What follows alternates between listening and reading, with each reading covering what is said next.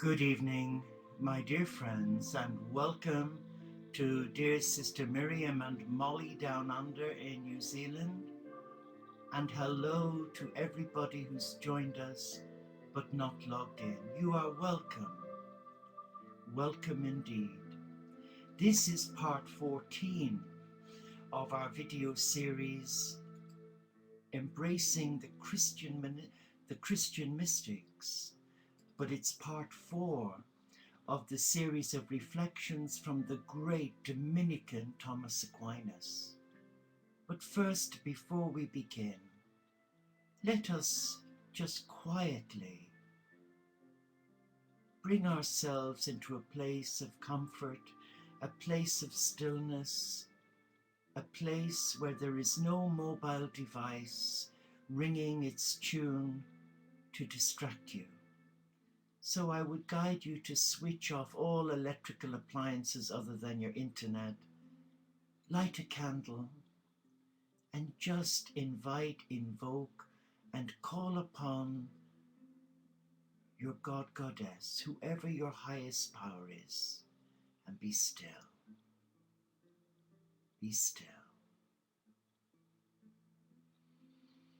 And we take a deep, non-labored in-breath. We hold it, and now we release any tension, tiredness or weariness, sadness to Mother Earth. And let us be still.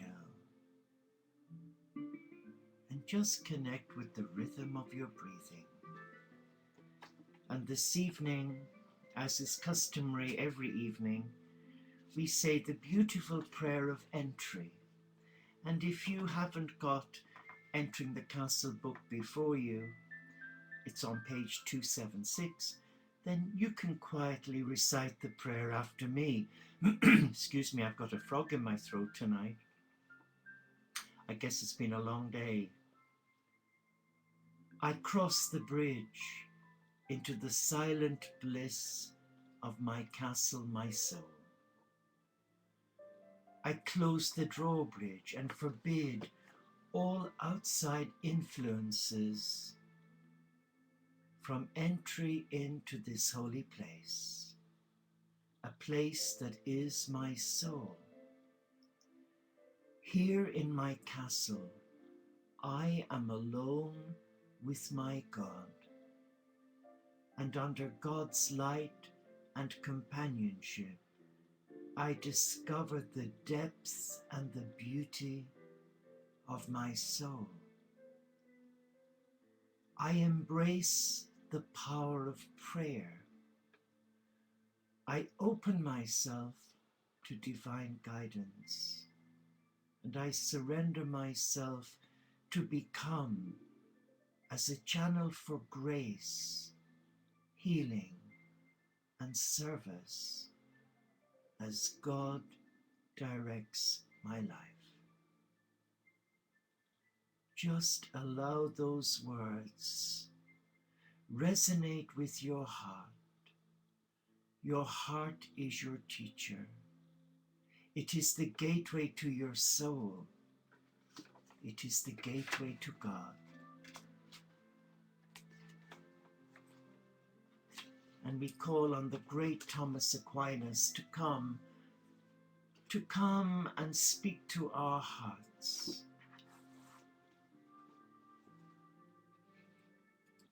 And here we read, good is more powerful than evil.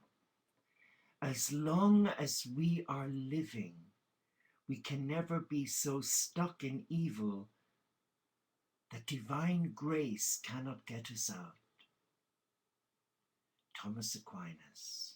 But Matthew Fox says, it is good to remind ourselves that evil does not have the last word, that goodness is most powerful and more omnipresent than evil. It does not always appear this way. Sometimes evil seems to take over and triumph. As Rabbi Zalman Schachter Shalomi says, There is more good than evil in the world, but not by much. There is something realistic in this assessment. Yet, as Aquinas insists, divine grace can always extricate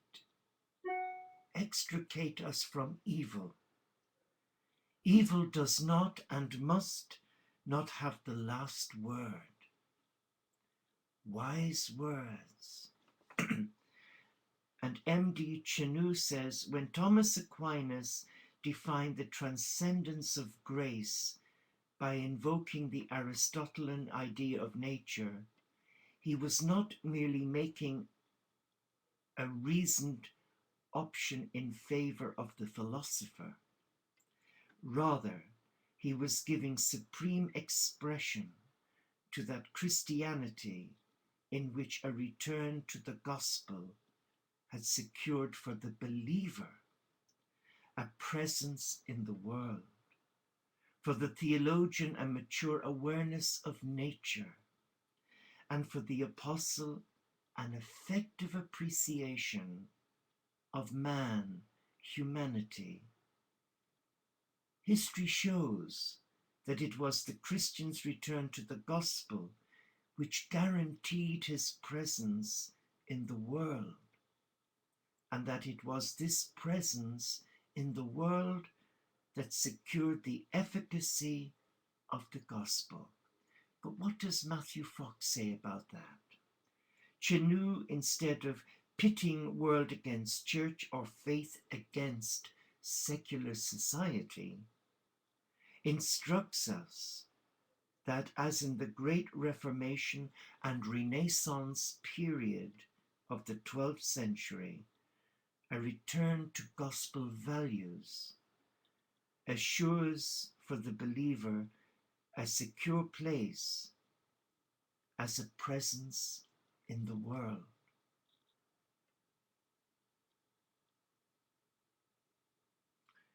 And not for the thinker a mature awareness of nature, very profound. This necessarily includes a deep appreciation for science, since it is science's task to teach us about nature, and for the preacher who provides an appreciation for human nature. Do these results still hold today? Are they key to moving beyond cultural wars and to integrating faith and culture, so that one nourishes the other instead of one beating up on the other? Wise points. But the great Thomas Aquinas says this: the first requirement then for the contemplation of wisdom is that we should take complete possession of our minds before anything else does, so that we can fill the whole house with the contemplation of wisdom. It is also necessary that we be fully present there, concentrating in such a way that our aim is not diverted to other matters. And Matthew Fox says, here Aquinas teaches us about meditation. It begins with taking complete possession of our minds, taking them back from the distractions and busyness of the monkey mind that wants to chatter and constantly make things happen inside itself. Why do this? So that we can fill the whole house with the contemplation of wisdom. Our mind is a house, and we must actively court wisdom. Let wisdom take it over. To do so, we must be fully present. Yes, present in that house. Let go of distractions and diversions, focus on the present moment, don't wander into busy thoughts and projections. Concentrate.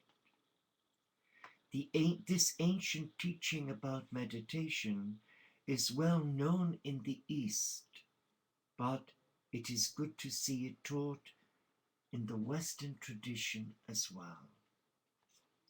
And I agree with that. But Thomas goes on to say, it says in Wisdom, chapter 8, verse 16, I will enter my house and find rest with her, namely with wisdom. When our interior house is entirely emptied and we are fully present there in our intention, the text tells us what to do next. And play there. I like that word, and play there. There are two features of play that make it appropriate to compare the contemplation of wisdom to playing. First, we enjoy playing, and there is the greatest enjoyment of all to be had in the contemplation of wisdom.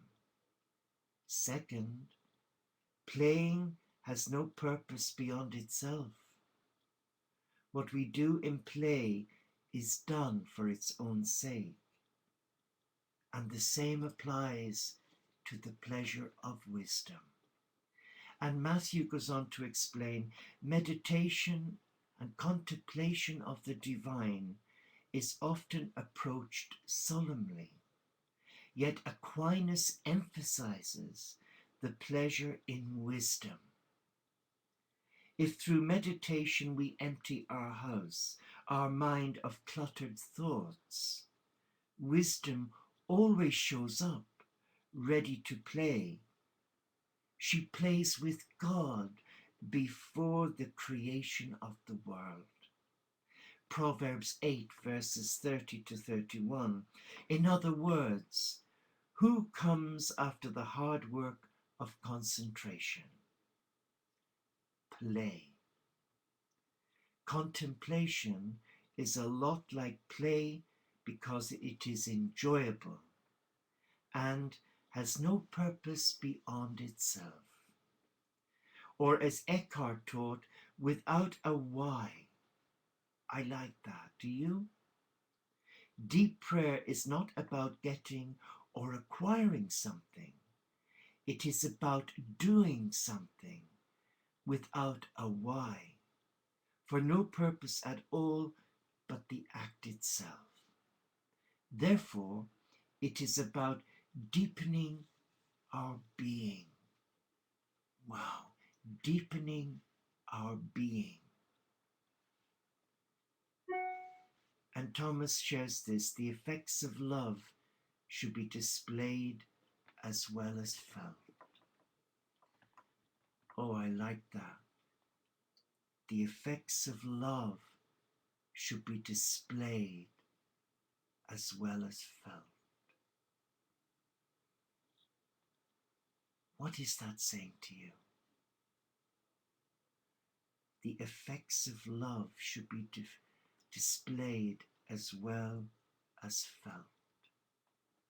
Well, Matthew Fox goes on to say, true love produces something, displays its existence. Love is felt, but feeling is not enough.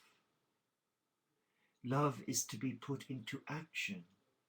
Maybe this is why American philosopher William Hawkins said, the prophet is the mystic in action. True mysticism leads to healthy action. True tasting of true tasting of non-action leads to authentic action. And Thomas Aquinas says, non-action is a kind of action. Omission is directly opposed to justice because it is non-fulfillment of a good virtue, but only under the aspect of what is due, which pertains to justice. And Matthew says, not to act is sometimes more dangerous and more grievous a mistake than to take the wrong action. There are numerous examples from history that support this observation by Aquinas. Are there examples from your own life that relate to this insight? Do you speak when virtue requires a voice in the name of justice? That is such a valid point.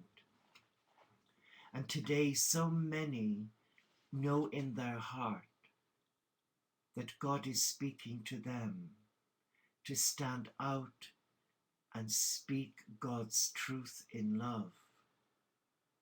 But many succumb through fear of being ridiculed. In other words, their ego is in control of their divinity. They're afraid to express what they're feeling in their divine oneness with God for fear of being ridiculed. And that is so sad. The world would be a far richer place if more people were to listen to their heart and speak God's word in love. But, like Jesus, there is a price to pay.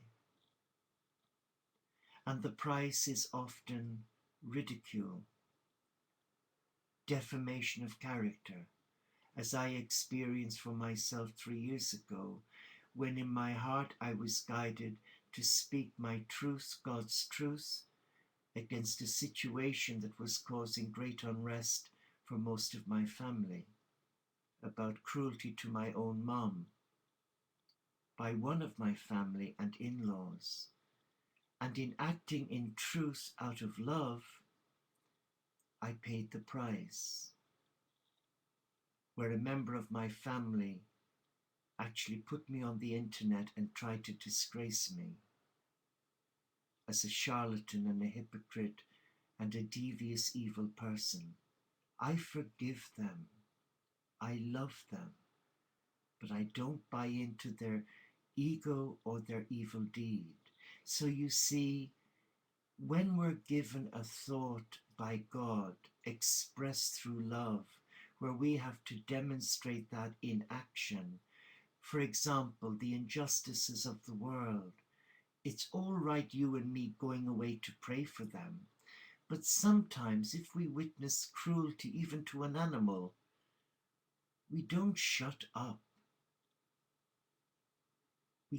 We make a legitimate complaint to the authorities if there is an animal nearby us being cruelly treated. And we get help for the owner who may be mentally ill and may not have the capacity to care for this animal. So you see, it always does pay in the end to speak your truth. You may not agree with me, but again, I'm not here to tell you what to do. I'm here to share with you what Aquinas has to say. And on justice, he speaks very clearly. An evil person can do 10,000 times more harm than a beast, because we can use our reason to devise many diverse evils. And I know that so well. That speaks to me. It may not speak to you. And Matthew says, Aquinas here underscores the power of the human mind, our intellect and imagination, together make us capable of far more evil than the wildest beasts. Consider nuclear bombs. Whales have been on the planet 56 million years longer than humans, and yet they have not created anything resembling such a horrible device. Why not? What does that tell us about whales, about humans? It is amazing that Aquinas spoke these words 700 years before Hitler or Stalin or Pol Pot. Yet Aquinas understood that the human capacity for evil is directly related to our creativity and our imagination. Modern consciousness often belittles creativity. We rarely teach it in modern education, yet our creativity is both our greatest strength and our most dangerous one. It is time to rediscover and take more seriously the power of our creativity, a power for good and a power for destruction. And Aquinas says, it is not from weakness that God has shared the government of the universe with creatures, but from an abundance of divine goodness have creatures been endowed with the dignity of casuality.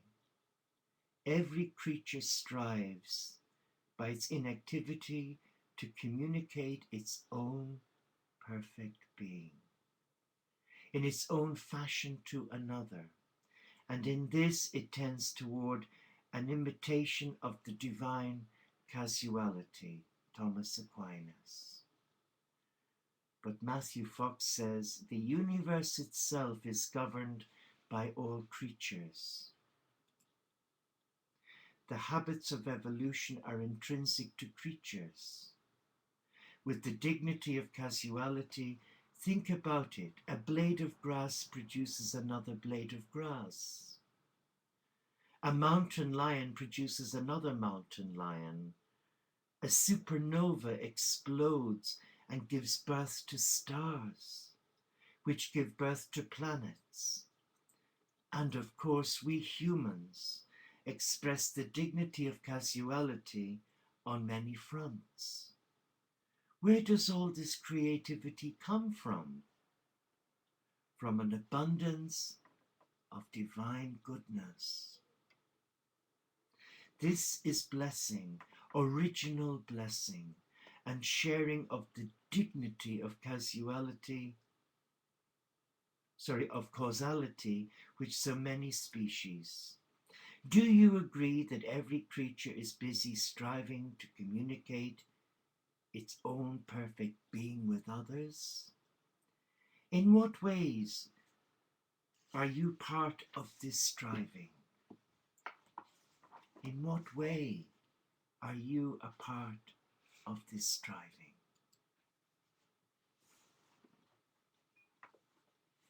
The intellect is the form of forms because it has a form that is not determined to one thing alone, as it has the case with a stone, but has a capacity for all forms, Thomas Aquinas. And Matthew says, our minds, our amazing intellects, have something infinite about them. We are not limited to any single form, but rather possess a capacity for all forms. Where do they stop, our humans' musing and dreams and possibilities? Nowhere.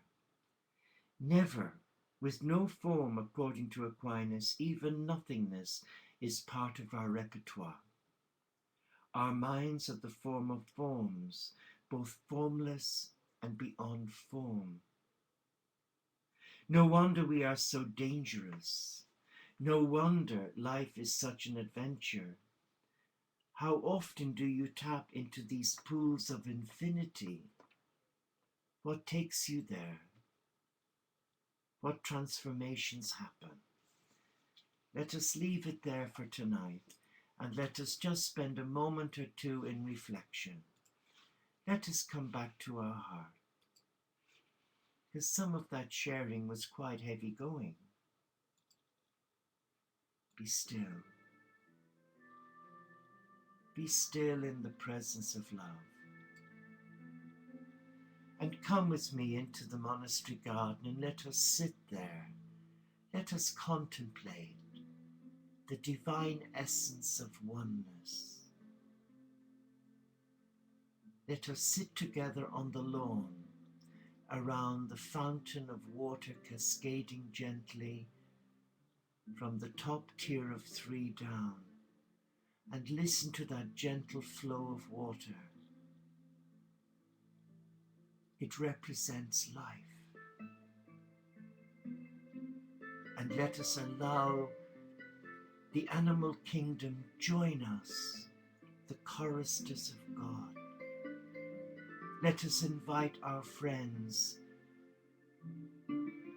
dear Molly and Clemmy and Winston and Poppy and Chewy and Hootie and all our beloved animals, even Toby, Sister Sue's bird. They have as much right to be here. They share 50% of creation with man. They were here before us, so out of respect, we should ensure that we make room for them in our journey as pilgrims seeking wellness and wholeness. And as we sit together here, let us embrace one another. Let us embrace the divine in each other. And let us not forget the beautiful words that we shared. Let us listen to the words of Julian of Norwich last week. Just as God is truly our Father, so also is God truly our Mother. The deep wisdom of the Trinity is our Mother. In her we are all enclosed. Our sensuality, our sensuality is the beautiful city in which our Lord Jesus sits and in which he is enclosed. In our sensuality God is. Let us be still and embrace the gifts that we have received. The gift of mind, body, spirit.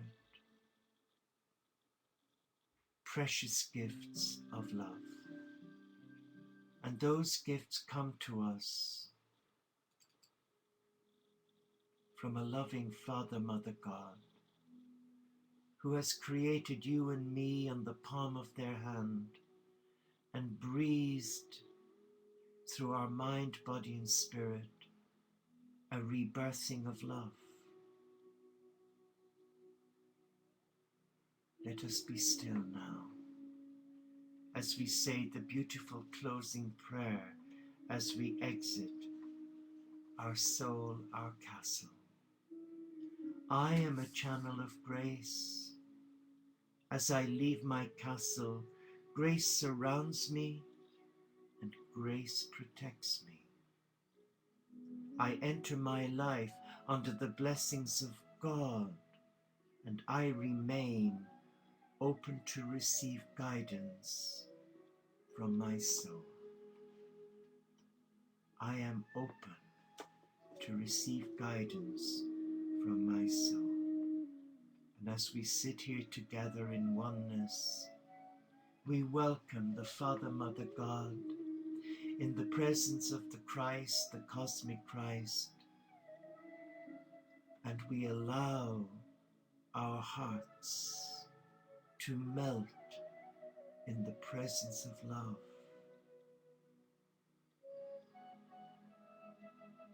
And all around us, the animal kingdom are bestowing upon us the blessing that we need to embrace our true self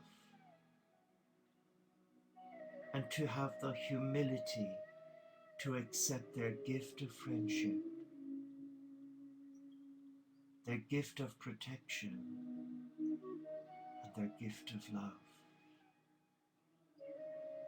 Because in the eyes of God, all are one and all are equal.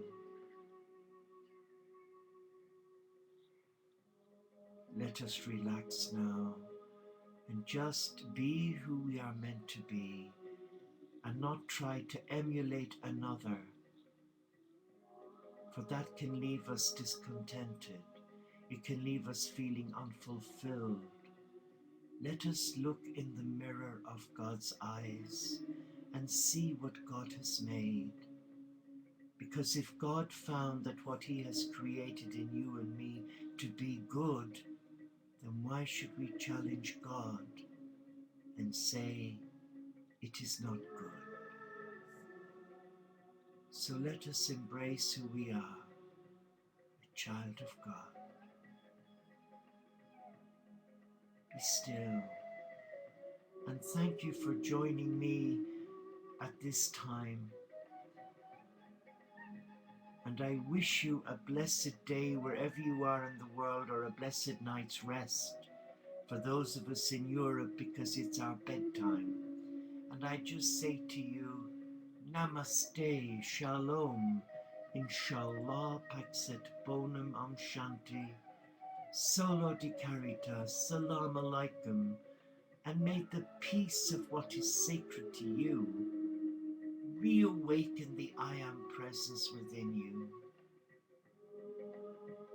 Go in peace to love and to serve your God, Goddess. God bless you, and thank you for being here.